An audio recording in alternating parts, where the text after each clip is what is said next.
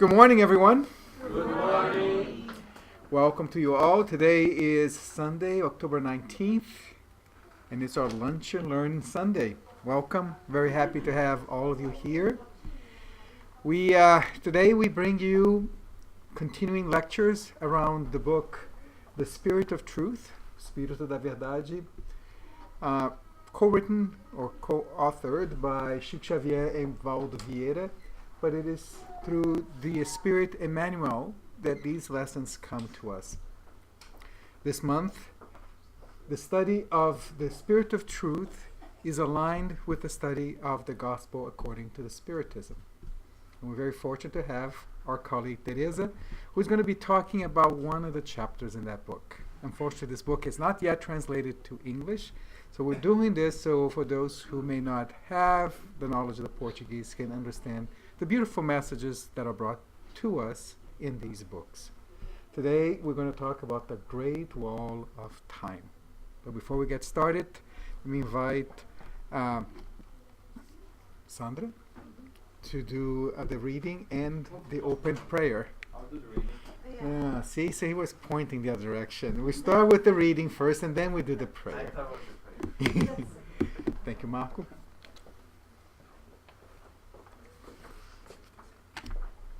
Good morning, all. It's from the book Our Daily Bread from Chico Xavier and Emmanuel.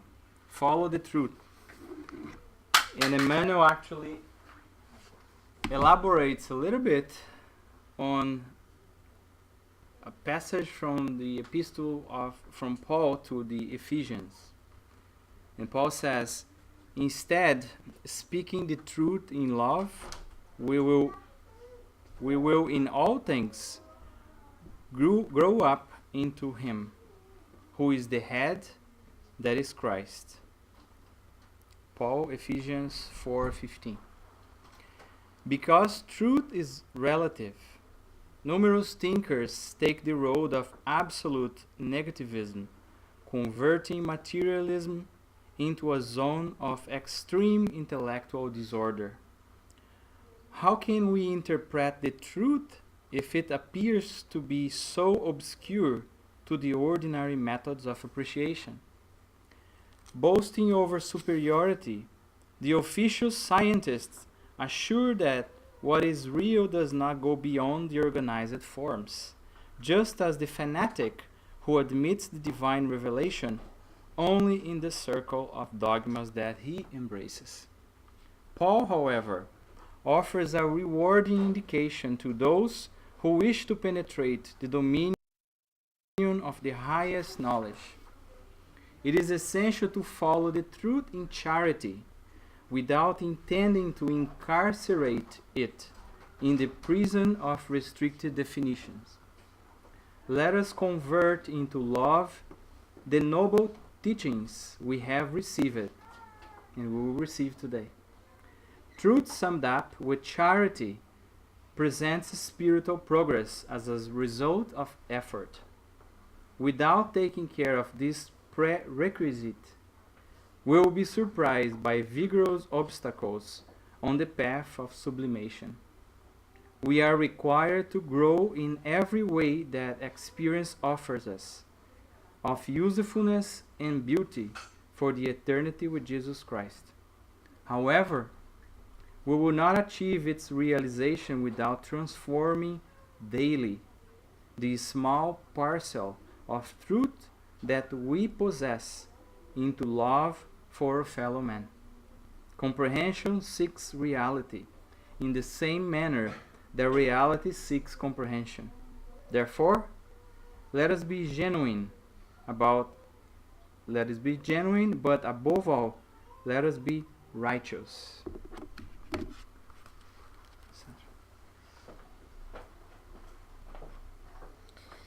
So let's close our eyes, elevate our thoughts to God, our Creator, to Jesus, our Master of Love, our guiding light. To all the spirits present here today, the incarnate and discarnate ones, we thank you for your presence. We thank for the presence of God in Jesus. We ask God to clear our minds, in our hearts so we can better understand his message today, given by our friend Teresa. Give her, Jesus, the clear of her mind and her thoughts so she can pass your message to us. And so be it.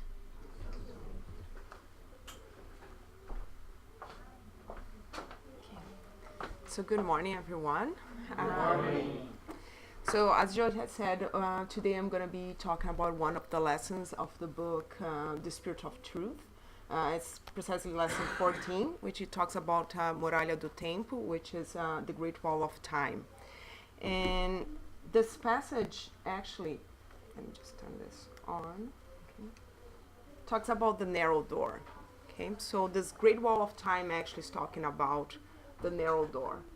And Jesus said, enter through the narrow door, for the door to perdition is wide, and the path leading to it is broad, and there are many who enter through it.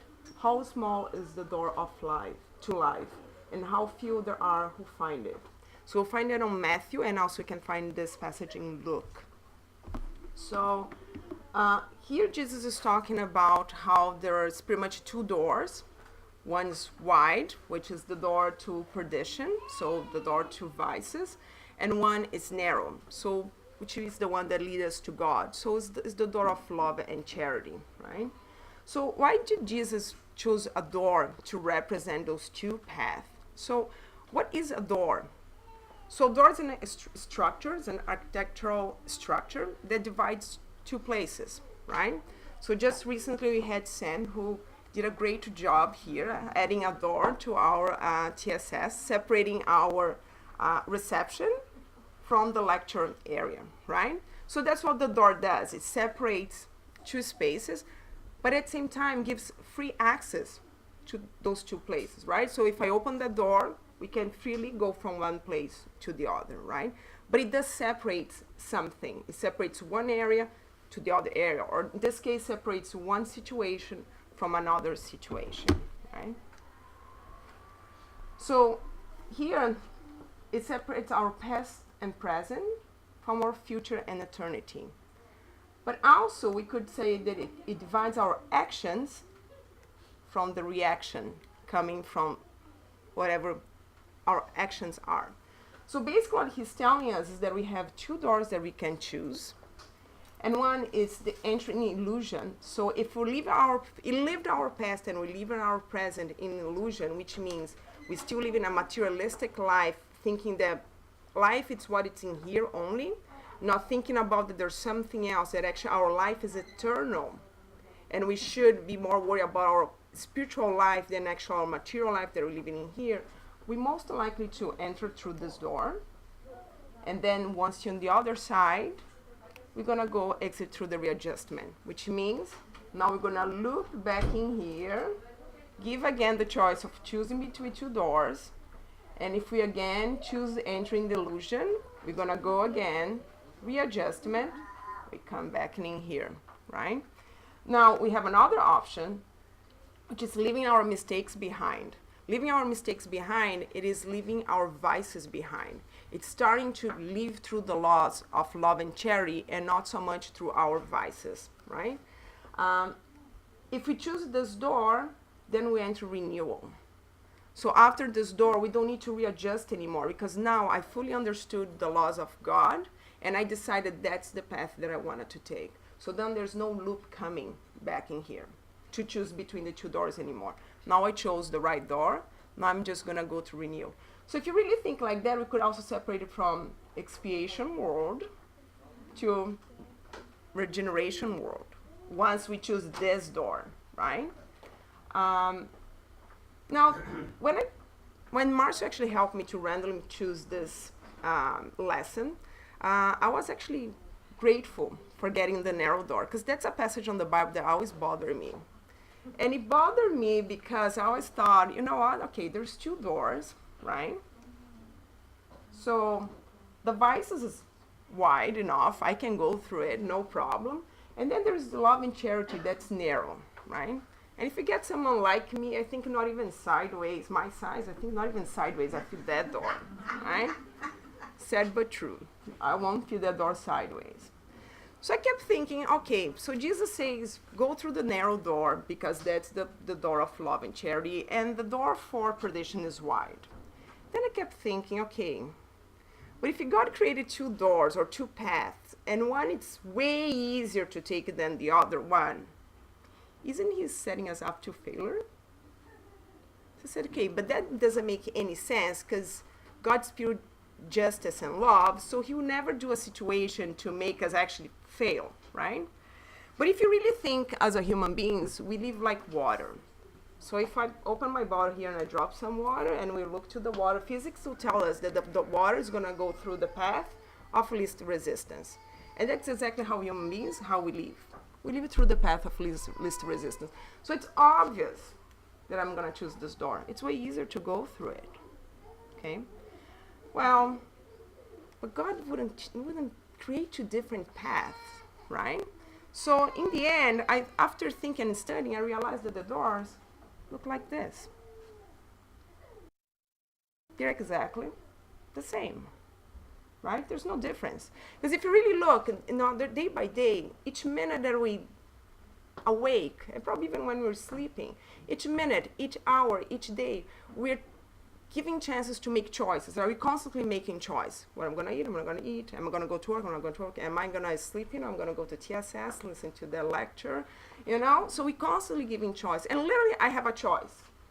Either I choose my actions by the laws of love and charity, or I let my vices talk louder, and that's how I'm going to choose, right? So it's really 50-50. There's no really difference. God gave us chance to go either way. So if it's 50-50 and there's not really narrow door in here, but Jesus spoke about a narrow door, can someone tell me what exactly the narrow door represents? Because it doesn't represent the path. The path is the same. So if it doesn't represent the path, does anybody can tell me what exactly the narrow door represents?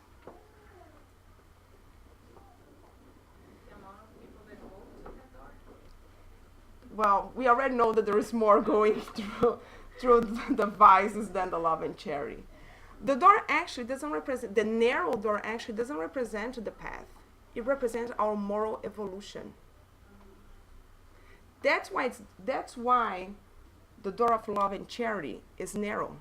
Because when Jesus was talking to us 2,000 years ago, he already knew what kind of a moral evolution we had.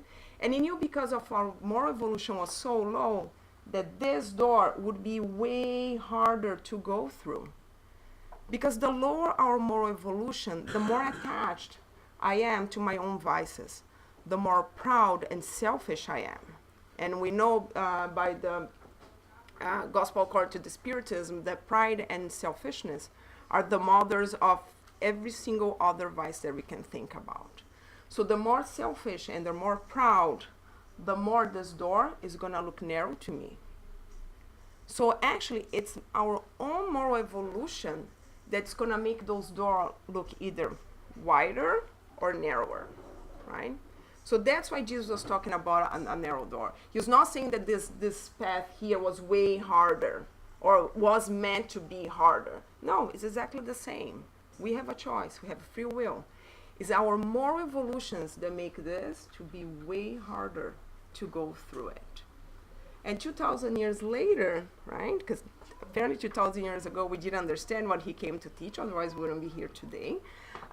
2,000 years later, unfortunately, this door is still look narrow to us, or at least to the majority of us, right? We're still letting our pride and our selfishness to lead us. That's absolutely true. At least we can see the door. So that's already an evolution. Because if you really think someone, let's say I'm going to think about myself 2,000 years ago, if right now it's narrow for me, probably 2,000 years ago, this door didn't even exist. Because if I'm completely guided by my vices, this door here doesn't even exist. It's not even an option at all. So the fact that this is a narrow door, you're right, it is a sign of evolution. We see the door. It's hard to go through it, but we see the door. But unfortunately, most of our decisions is still going through the door. But we're knocking this door now. We kind of open it. We put one foot inside, take it back, And so we're still coming and readjusting. But I'm really believing that every time we come and we readjust, we see this door a little bit wider. At least that's what we're hoping. That's what we're all here, right? So goes the other way around, and that's the good news. Is that the more we evolve morally, the more this becomes the narrow door. The vices becomes the narrow door. So now you get someone who's morally evolved, not perfect yet, but way more morally evolved. For them, yeah, they may once in a while still let, skip one wrong here and there. But in general, they start to guide their life through the laws of love and charity, right? So for them, this is the narrow door now. Is the door of vices. And if you take spirits, highly elevated spirits who are not pure yet, but they just highly elevated, like Chico Xavier, Emmanuel, Joana de Angelis, Mother Teresa, Gandhi, this door doesn't exist. For them, they already, remember when I saw the arrows of the green, they already went through the door. They already went through the narrow door. They're now on a path of renewal. So for them now, they're on a path of only purification. For us, we're still on that path where we pay some debts, we add some debts. We pay some debts, we add some debts. Because we're still kind of going a little bit through each door, right? For them, they're not adding debts anymore. They now just on a path of purification of their spirit, of the moral evolution, right? So for them, this door doesn't even exist anymore. The door of vice. It's not an option. It's not an option.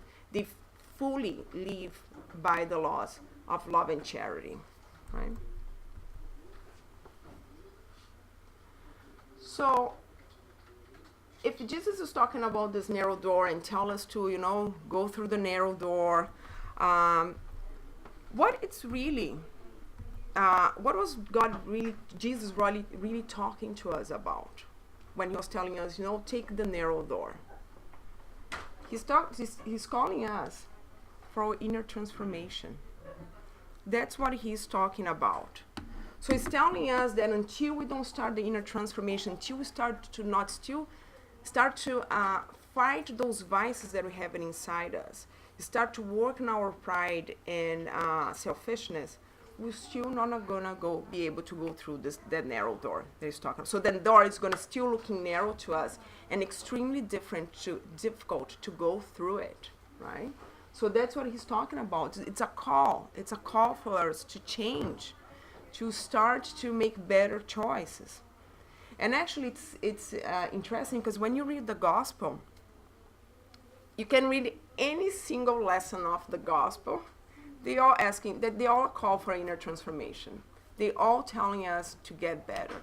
No matter which passage you read, no matter which parable you read, the whole gospel is a huge cry.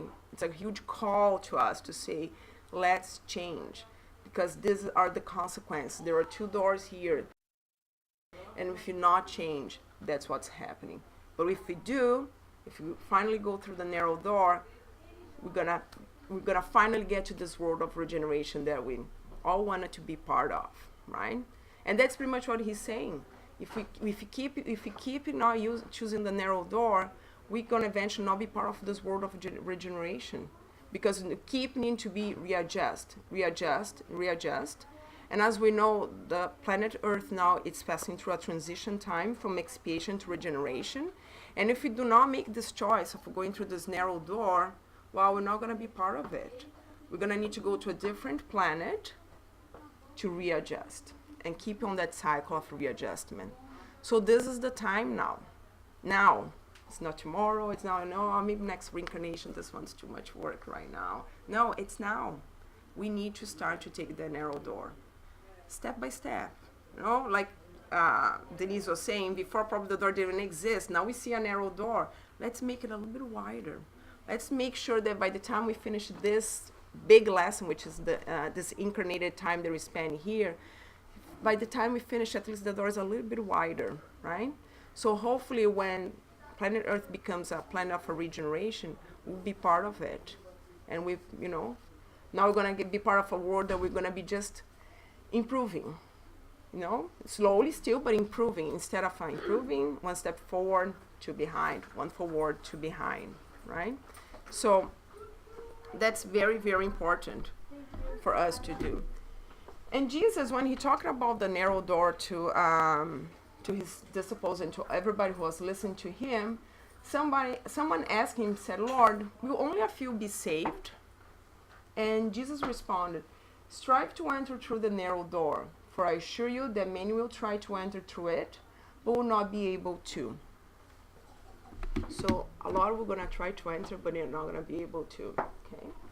So he keeps going, and then he says, "And once the father of the family has entered and shut the door, and you, being outside, start knocking by saying, 'Lord, open to us,' he will answer, 'I do not know where you have come from.' Then you'll say, 'We ate and drank with you, and you taught us in our public squares.' And he will respond, 'I do not know where you have come from. Away from me, all of you have practiced iniquity." So basically, what he's talking about here is that this father of the family represents God. The door that he shuts is the door of love and charity, right? So he got inside the door, so he's passed. So he's on the other side of the door now, on the recompense side of the door. And someone comes and knocks the door and say, I want to go in. It's much better in that side there. I want to go in. And he says, "No, I'm sorry, I do not know you." I said, "No, but you know me. Like, we used to eat and drink together. You used to teach us." And he say, "No, I'm sorry, I don't know it." So those are the people who are going to try to go through, but not going to be able to, right? So who are really those people? And in the book, The Way, the Truth, and the Light, by Chico Xavier, on lesson 34, that's exactly what they talk about. Lesson 34, eating and drinking. Then you say, "We used to eat and drink with you, and you used to teach us in our streets." So basically what he's saying is he's giving the recipe to go through the narrow door. What he's saying here is that it's not enough to be Christian. It's not enough to say, "I'm a Christian. I believe in Jesus. I'm Christian. I believe in God." It's not enough. Because those are people who knew Jesus. See, we ate and drink with you. You taught us. So I heard to your lessons. But did I live by your lessons? No, I didn't. So I cannot spend my whole life and saying, "Oh, I believe in Jesus. I go to TSS every single Sunday. Don't miss one. I go there every single Sunday. I know the Bible from top to bottom. I read all Spiritist books. I know everything. But my actions don't match all that theory that I learned." So that's what he's saying here. He's saying, "I don't know you. Go away, because your actions don't match what's behind this door. Did you live by the laws of love and charity? No. So how come you want to go through the door of love and charity?" So that's what he's saying here. We need to act like Christians, because that actually is what being a Christian it is. Being a Christian is not saying "I believe in Jesus," because it's very easy to say, "Oh, I believe in Jesus. I believe in God." It's words. But that's not being Christian.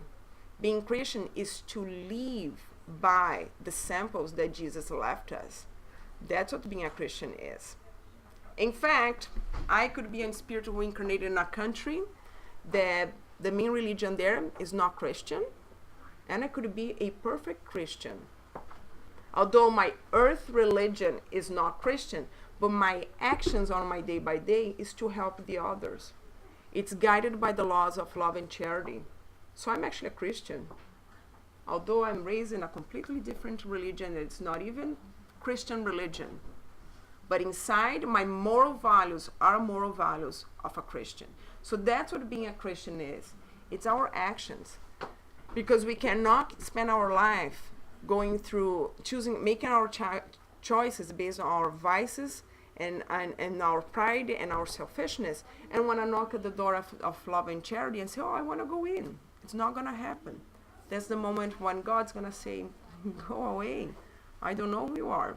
I don't recognize you because your actions don't match, don't represent me, right? So that's exactly what he's talking about here.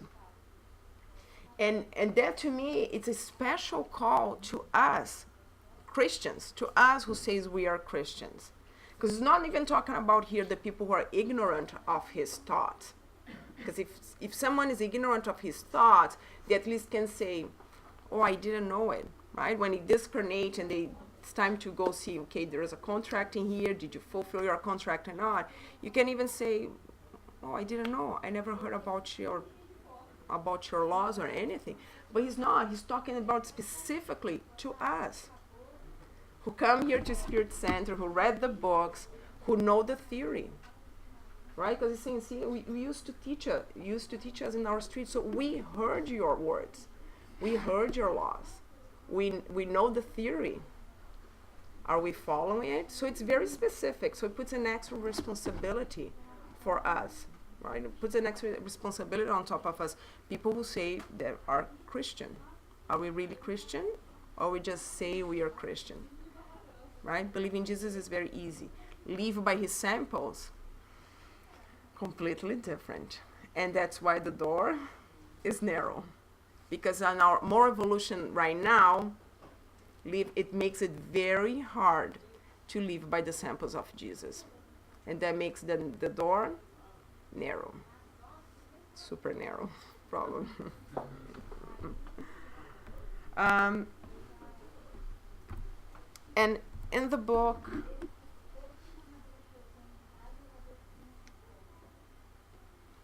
Vineyard of Light by Francisco Xavier, also by the Spirit of Emmanuel, on lesson 20, he talks about the narrow door.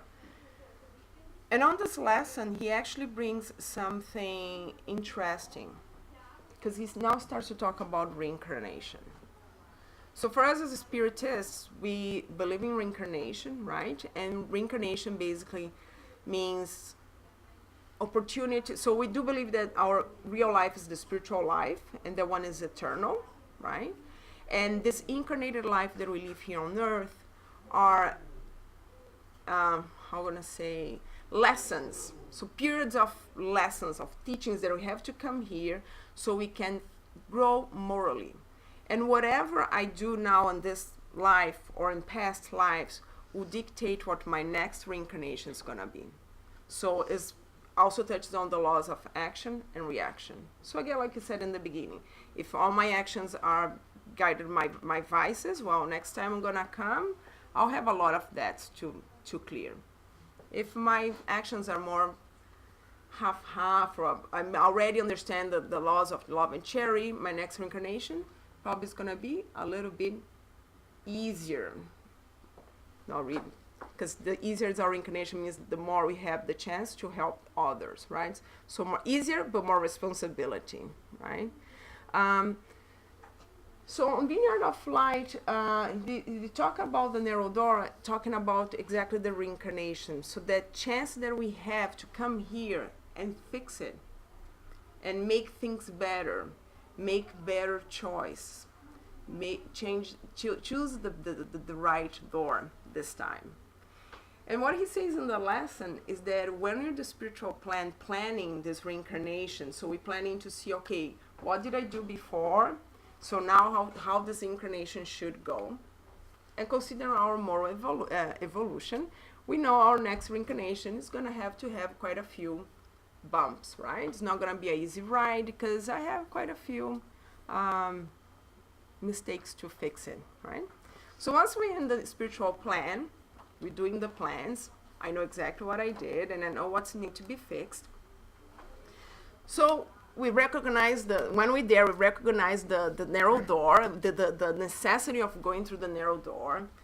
We recognize the necessity of the purifying suffering. And I'm saying purifying suffering because that doesn't mean that, I'm going to make my life terrible because I should suffer. It's not what we're talking about, but it's the purifying suffering. It's the sufferings, the bad moments that we have to go through that will help us to grow morally, that will help us to understand life. And we understand that the difficulties are the ones that are going to make us enrich our minds, that's going to help us to go more. So we agree to all of this and say, yeah, I'm going, this time I'm going to do better. And then we reincarnate, we get this body, and what we do? We forget everything. So although we have something in our subconscious telling us, this is the path that I should go, once more, I allowed my pride and my selfishness to guide me. And unfortunately, like he says in the lesson, we only realize that when it's too late. Usually when we discarnate, and then it's time to look to that contract and say, yeah, I think I fulfilled probably 5% of it if I'm lucky. So that means that my next contract, I have to fulfill this whole contract that I didn't, and I have a new contract from this reincarnation that I just left. So my contract now is twice the size for the next one. And he says that the Spirit says how we almost beg for this opportunity to come here because we want to come and fix it. And we study and we want to come, and then we come, and then it's given that opportunity. And then we have that opportunity. What we do? Once more we fail. Once more we fail. And then we discarnate, and now we want another opportunity. But now, as we know, if you take the amount of spirits incarnated on Earth and the amount of discarnated spirits around the Earth waiting for an opportunity to come, is, I think, 3 times bigger, if I'm not wrong. The more or less, yeah. So do you think I'm going to get another chance next week? No. Next year? Most likely not. Most likely not. So now we're going to go through the whole path of studying the spiritual world, preparing ourselves, waiting for a new opportunity that may come who knows when, so we can come it again. And once more we come all pumped up. Now it's the time. Now it's going to happen. And 2,000 years later, we are still here, coming back. But hopefully, every time we come back, we're a little bit better, right? In fact, right now I'm reading the book, The Messengers, which is the book from André Luiz, the Spirit by André Luiz collection. So that's the second book. The first book is Nosso Lar. Second one is The Messengers. For the people who read Nosso Lar or saw the movie, knows Nosso Lar is the spiritual city. And it's divided by ministries. So in the book of The Messengers, André Luiz is going to work in the Ministry of Communication. So the Ministry of Communication is the ministry that's responsible for educating spirits, so discarnated spirits, preparing them and educating them so they can come to Earth, either discarnated and send messages, so through the mediums, so do all the whole work of sending messages through the mediums, helping people in need. But they also prepare spirits to incarnate and become tools that can be used so the discarnated spirits can come and pass through messages. So basically they're prepared to come here and become good mediums that can now be used by the discarnated plan to pass their messages, right? Well, right in the beginning of the book, let's say, I think the ministry, like the guy who's the head of this, the Ministry of Communication comes to talk, and he's very specific. He's very tough, and he says, if you're here to play, basically that's what he says, if you're here to play and you think this is an amusement park, like, don't come here. This is not for you, because this is very serious. And he's talking about that because there is many spirits that are educated for years and years of in the Ministry of Education to come to Earth, and they come here and they fail. They're prepared. They stay in a specific ministry to be prepared. In fact, he talks about a spirit who was prepared for 30 years. Not 3, 30. He spent 30 years in the spiritual plan, studying, understanding all the laws, understanding what was going to be his role when he arrived on Earth, how important was his position on Earth, everything, 30 years. He reincarnated and decided to go through the path of pride and selfishness. And he failed. So it's 30 years that the spiritual plan spent on him, because that's what it is, right? It's the same thing when we send our kids to university, right? And we spend all the money, the time, we invest in them to give them a good a good education. And then when they leave university, what they decide to do is like, I'm not gonna work, you know? Why? Why should I work? Why should I use this education? It's much easier if I don't. It's too much work. Well, I have to go to work from 8 to 5, wake up early. Oh, I don't think so. You know, I'm just gonna get by and see what I can do with life. That's exactly what it is. Are you as a parent would be happy? People here have kids. Would you be happy for a kid to do that with the education that you give to them? Would be proud? Would any parent here be proud of their kids if you had actually invested in their education, they decide to get their education, just say, zip, I don't need it? Well, imagine how the spiritual plan feels. Every time that they devote their time, their knowledge, training us, preparing us, to then at the end they look at us and say, oh, here I go again. Okay, let me wait for this one to come back so we can start all over again, re-educating them, teaching them, and everything. So imagine then in the Ministry of Communication that is specifically prepare them to come here, become good mediums, transmit their lessons, prepared for years. And then we come here and we fail again. Because once more we got caught up in this materialistic world that we live around us. And then we decide to leave, just like the water, through the path of least resistance. I don't want to suffer. Why should I suffer? I didn't do anything wrong, right? I never killed. I never stole anything. I didn't rob a bank. I'm such a great person. I'm a good person. Why should I suffer? No, I'm not going to suffer. I don't deserve this. So what we do, we push it aside. Oh, this is not my problem. It's someone else's problem. Oh, you need a problem. Are you in trouble, Raquel? I'm so sorry, but I really like to help. It's not my problem. I'm not helping you, although I could help. But why I'm going to? It's extra work for me. So that's how we live our lives, through the path of least resistance. So we keep choosing the wide door. And the more we do that, the more the door of love and charity gets narrow, right? So it's a huge wake-up call. It's a huge wake-up call.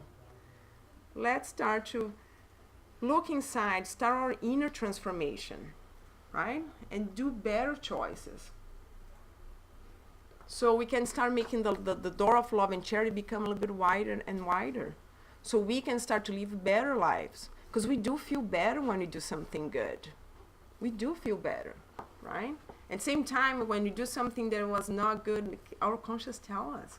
We feel bad about that. And that to me, it's a sign of moral evolution already. Because the fact that I do something bad and I feel bad about it, it shows that I have a conscience already. And conscience is the first thing. Because if I'm not even conscious, if I do something wrong and I don't even see it wrong, what's wrong? I don't see anything wrong about it, that's extremely scary to me. Because it means your moral values are really, really low. Because if you do something wrong and you don't even feel guilt about it, there's not even that little twitch that you say, wow, I should have not done that. Well, it means that the door of vices is extremely wide. And the other one probably doesn't even exist. So the fact that we are already in that situation where when I do something wrong, it's like, oh, I should have not done that. My conscience is telling me, that was not the right thing to do. It shows already a moral evolution. We need to go beyond that, right? Now we need to start to make the door open more. Really choose that door. Really go through it, right? That's extremely important. That's what the narrow door, that's what this lesson talks about. It's a call. Let's start to make better choices. So but at least by the time we go back to the spiritual plan, they can say, hey, yeah, you didn't fulfill the whole contract, but you know what? You did 50-50. It's better. Last time you were here, you did 70-30. 50-50, I'm being generous with us, right? But at least, you see, last time you did 30-70. Now you did 50-50. Not bad. You only have 50% to carry over. Last time you carried over 70%. Now you're only carrying over 50%, right? So then hopefully by the time we finish this moment of transition, we are actually going to be part of this world of regeneration that's coming up and very close, right? Sorry, something's telling me it's going to restart my computer. Postpone. Okay. So in the Spirit's book, chapter 8 talks about the law of progress. And on question 785, there is a question is, what's the greatest obstacle to progress? And the Spirit is extremely straightforward on the answers. It's very pride and selfishness. That's a straight answer that he gives. Of course, then he elaborates the answer, but his first phrase is just pride and selfishness. And like I said, through the gospel, we learn in the gospel, if you read the gospel according to the Spiritism, it says that pride and selfishness, they are not the same thing, but they go hand in hand with each other constantly. And those two things are the mothers of every other single vice that we can think about, right? Greedy, jealousy, anything. Think it. Any kind of vice that you can think, they're rooted on pride and selfishness. Right? Because I'm proud and selfish, I only think about myself. Then I'm going to be jealous if someone has something better than I do, because I should be better. Right? So pride and selfishness. Oh, I'm with the book in my hand, right? But anyways, so the inner transformation, it's actually looking inside of us and finding our pride and finding our selfishness. Because we are. Although we don't think we are, we are. And to me, the more I read about the Spiritism, the more I learn about the laws, the more I realize that I am proud.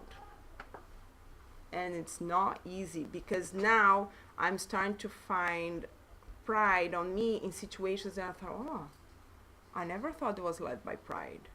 But when I start to really look into it, it's like, yes, I am. That is my pride that's talking. So even being here today, I was worried about coming here and making mistakes.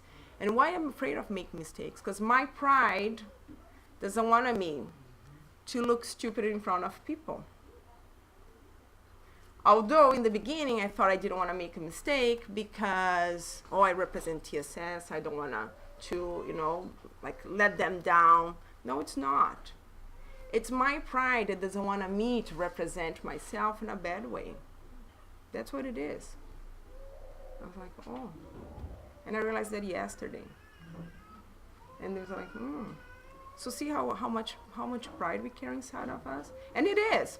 I don't want to be here and do not look good or do not do the right thing, because I'm going to be worried about what people are going to say. Oh, look, her lecture is awful. I don't want to. It's my pride. I don't want to. I don't want to look less than any of the other people that come here and show lectures. So see how if we really analyze how we can find pride in so many situations that we don't think it is pride, but it is. And we're way more selfish than we believe we are, right? How many times we help people only when it's convenient for us? Because if it's going to take more time than what I have available, I won't do it. I would love to help, but I can't. I'm late for work 10 minutes, and if someone falls on the stairs, I say, oh no, I would love to help, but I'm sorry. I have to go. I'm late. I'm already late. I cannot be another 5 minutes late. But if I have half an hour available, I would go and help. So I only help when it's convenient for me. When it's not going to make me go out of my way, then I'm going to help. How many times we do that? Right? All the time. Because the subway is really busy, although I'm the one who's right beside, there's 300 people here that can help. I'm late. I'm not going to. Because on that moment, it's not convenient for me to help. I'm already 10 minutes late. If I help now, I'm going to be 15 or 20 minutes late. Right? So we do that all the time. We only help when it's convenient to us. So that's really help? No, that's selfishness. I only do what's convenient for me. I help when it's good for me, right? Is the whole thing. Everybody's waiting to win the 649 so I can finally help people. Because then I'm going to have extra money that I actually don't need. Now I can give it away. And I'm not saying that I'm going to, not pay my bills and go give away my money and say, oh, I'm going to let the heating from my house. It's not that I'm saying. But I'm just saying the situation. See, we always give what's extra. What's not going to be, I'm not going to miss it. I have extra time, then I give time. I have extra money, then I give money. I have extra clothes, then I give clothes. It's always the extra, right? So that's not really going to affect me. I'm giving stuff that's not really going to affect me. But give the time that I don't have, if I really squeeze my time, I can help for half an hour. Yeah, it's going to be, I'm going to have my dinner a bit later, but but I'll help you. Now I'm giving from something that I don't even have. I don't have the extra time. I'm actually going to squeeze. My whole schedule is going to be now a little bit messy, but I'm going to do the effort to go and help someone. Right? So that's the truth. No, I'm not saying that when I have the extra time, it's not help. It is help. I have the extra time, I'm going to help. But it has to go beyond that. That's what I'm trying to say. It has to go beyond that. Because if I only help when it's convenient for me, then I'm being led by my selfishness the whole time, right? So see how pride and selfishness, it's really there way more than we can expect. Way more. So we really have to look inside of us and work on it, and work on pride and selfishness, right? So like I said, in this question he goes on and he says, of course I'm talking about the moral evolution when he talks about pride and selfishness, because he says intellectually we had no problem to progress. No problem at all. Actually, intellectually, probably here. If you're talking about 2,000 years ago, so intellectually, we're here. Morally, are we really different from where we were 2,000 years ago when Jesus came? I don't think so. Because if we were different, all those lessons that Jesus taught 2,000 years ago wouldn't be like, I'm not going to say useful, but would be not necessary. Because, that's obvious. Why aren't teachers obvious? Well, they're not obvious yet. So we still need to learn all those lessons. They all can be applied to us today. So did we really change morally? No. We still got to apply in selfish. Are we better? Yes, we are. That's the good news. Are we better? Yes, we are. And I think the fact that we're here today at TSS, trying to learn, try to understand, it is a sign that we are progressing, that that door that didn't exist, well, now it's narrow, but it's probably wider than was in our next past reincarnation. So that's the good news, is that we still have the choice, and we're here making the choice. We're here learning the theory. So by the time we cross the door of TSS, when you're out there, we can do a little bit better. Because like they said, being a Christian is not coming here, listening to everything that we're listening, cross the door and go home cursing everybody all the way to my home and kicking the cats and complaining of everything. That's not being a Christian. But I believe that because we're here, we are already trying to make the change. We want to learn. We don't know what is the right thing. So that's good news. That's good news. Means that we are in the right path. Yeah, still make some wrong choices here and there, but at least we are in the right path. We know now, and we have all the tools to make that change, to make the change, to make better choice, and to start to choose the door of love and charity, which is the door that's going to take us to the world of regeneration.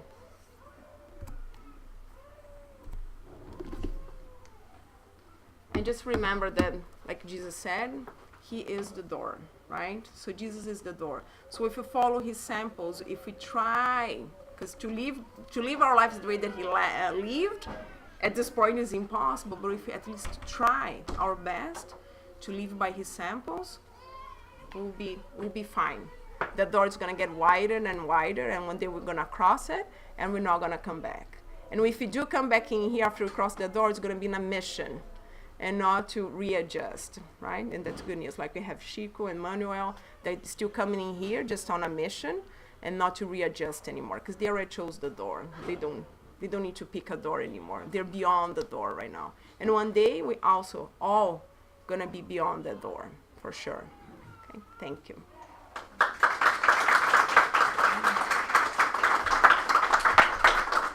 Thank you very much, Teresa. Any questions? There's a comment on the internet from our dear friend Tiago. He's saying, from all the conversations around selfishness and pride, that accepting our imperfections is actually one of the best examples of entering into the narrow door. Yeah. Because we often refuse to look at ourselves, right? Shows humility Exactly. when I accept. And humility is one of the things that will take us through the narrow door for sure. Right. That's true. Thank you, Tiago. I'd just like to share that the first time I read this, when I saw the narrow door and the wide door, what I thought that to go to the narrow door, you can't have anything else. You only can have love and charity. You can't have anything else in your heart, because that's why you don't need anything else. That's the truth. That's why we keep carrying things. Like these days, it's still everything's so necessary, right? So, oh, I need this. I need my bag with biology and so many things. And at the end, we just need the love and charity in our heart, and we can go through that door. And I The think, hard thing is to leave the right start to take. And I think you have a good point, because the same way that pride and selfishness are the mothers of all the other vices, I think if you have love and charity, they automatically bring all the good things with them as well, right? So I like the analogy you made, well, the description that a door always leads you into a room. And we know where the narrow door leads us. It's a good place. But let's think a little bit of where does the wide door lead us? Many of us were growing up, and we were told that would lead to this abyss. Yeah. That once you cross the wide door, there's no coming back. You're going to fall into very unpleasant places. For the rest, for eternity. I like to use the analogy and bring another part that Jesus said that says, the house of my Father has many rooms. So every door we cross will lead to where? To a room in God's house. Now, there are better rooms, and there are nicer rooms and not so nice rooms. And I think that's what we have to remember, that this ability of us to try and find ways to correct our mistakes is done through God, that allows us to go to the easy door. It's going to take us to not a nice room. Maybe it's an old bathroom that we have to be cleaning over and over. Whereas if you learn a little bit better, you get to go into a nicer den, or where you have internet connection and you can do all of these things. But the point is that we are never taken to a place that has no way out. So, Every room that we go into, there's going to be new doors for us. Some of them are going to be wide still and take us to yet another room that we don't like to be in. But they always will have the right door that's going to take us to the next room, that is the room that leads us to our path. And that's what we need to do, is exercise. The idea is that we are far from perfection. Yes, we can use Jesus as our model, but we cannot be Jesus yet in this life. And if we try to do this, that is pride, actually. It is our pride that's saying that we can be as good as Jesus, we can do as what Jesus does. We cannot. But we can take his lessons. If we're planning a journey to a different country we haven't been, if we talk to people who've been there, they can give us a lot of directions. They can tell us the good places to go, the bad places to go. But it's still up to us what we're going to listen. Right? Are we going to go to the nice places, or are we going to be tempted to go to the places that we shouldn't be going?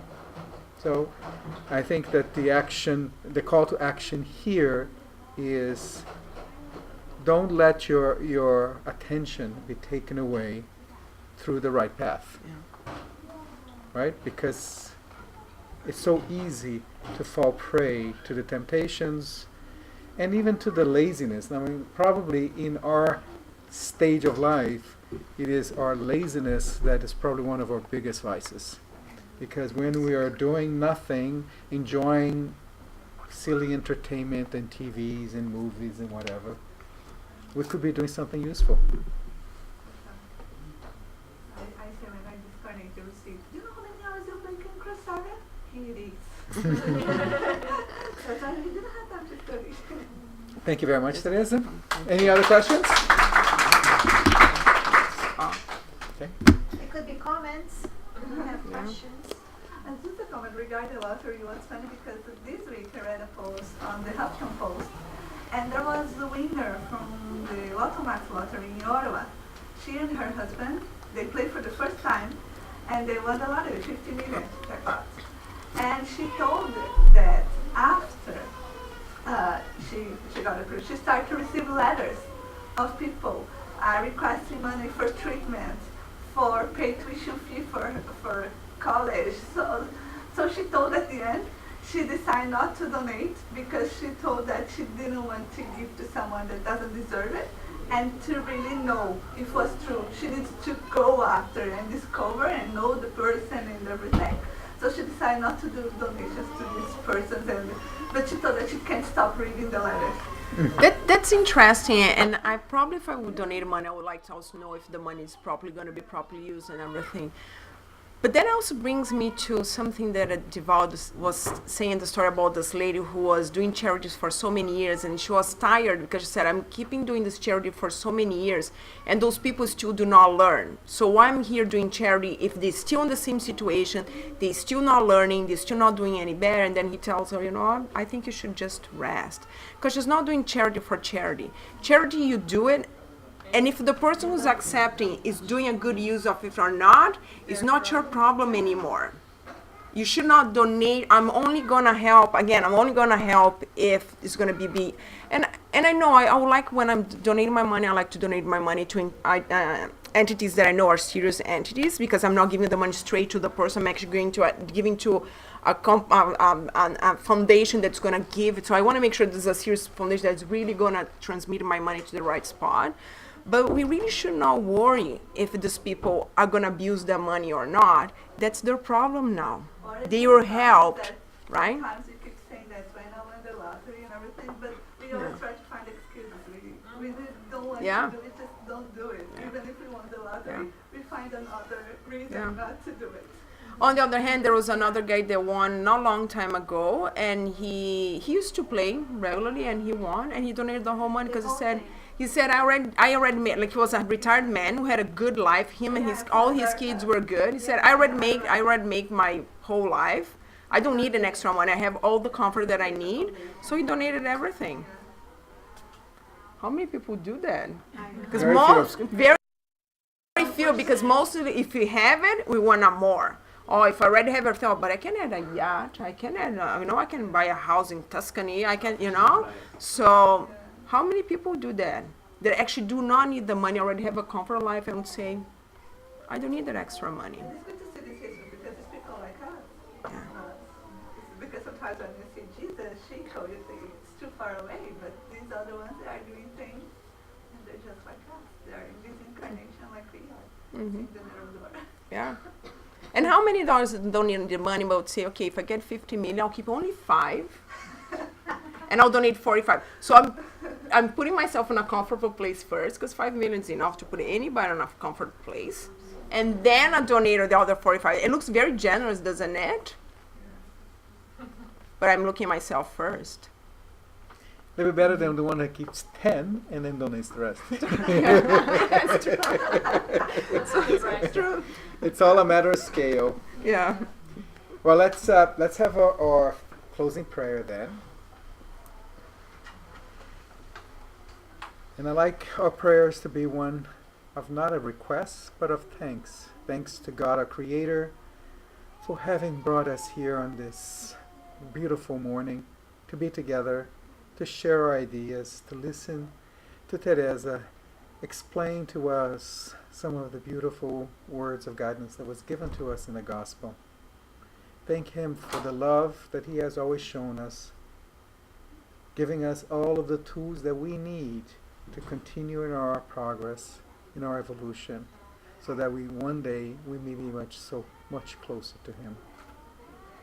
We think, of course, Jesus, our master, our teacher, who came here in such a tumultuous time with words of kindness, words of love, words of wisdom that 2,000 years later we're still struggling to learn and behave.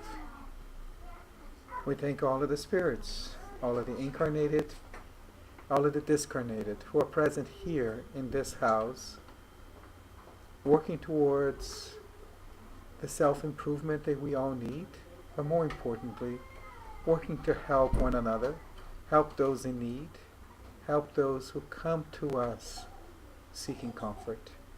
Let us be available. Let us follow the call to action to be more charitable, to be less selfish, to be less proud, and help those who themselves need to go through these learnings. Peace be with you, and so be it. So today is our Lunch and Learn weekend. Everyone is invited to join us. It is a $15 cost per person. Just remind you that this money helps us quite a bit in maintaining the center and bring this location so we can continue to meet here on a regular basis. Our colleague Marceli is up front. If you haven't paid, you can talk to him. And we're going to be rearranging all of the chairs here in a bit to set up the table.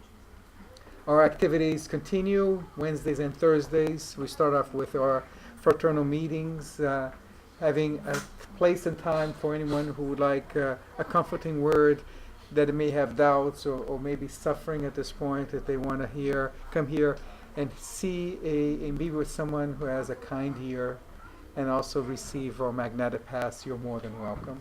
And then it's followed by the studies of the Kardec's book. Wednesdays we are studying the Gospel and the Medium's book. Thursdays the Spirit's book, and Heaven and Hell. You're all welcome to come. And of course, every Sunday, 11 o'clock, we'll be here with more wonderful lectures like the one we heard today. Thank you very much.